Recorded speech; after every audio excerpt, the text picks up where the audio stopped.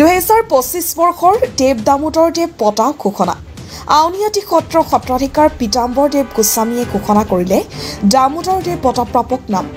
বিশিষ্ট সংস্কৃত পণ্ডিত লক্ষ্মীনাৰায়ণ গোস্বামীলৈ এই বৰ্ষৰ দেৱ দামোদৰ দেৱ বঁটা 2012 বৰ্ষৰ পৰা আউনীআটী সত্ৰৰ তৰফৰ পৰা প্ৰদান কৰি অহা হৈছে এই বঁটা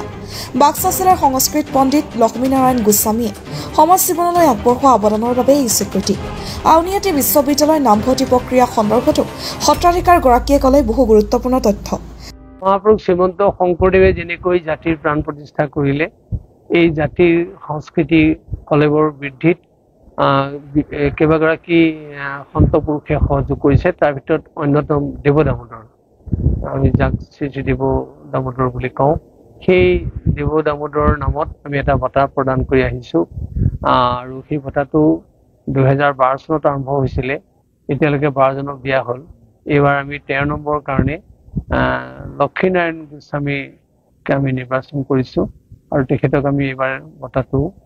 দিবলৈ মনস্থ কৰিছোঁ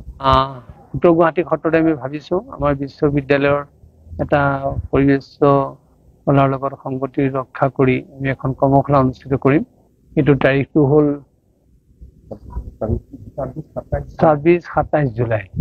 আমি দুটা দিনৰ ভিতৰত বতৰ 27 তাৰিখে কৰিম চাগে 27 জুলাইৰ দিনাখনে আমি এই বঁটাটো দিবলৈ চেষ্টা কৰিম news desk report the north east times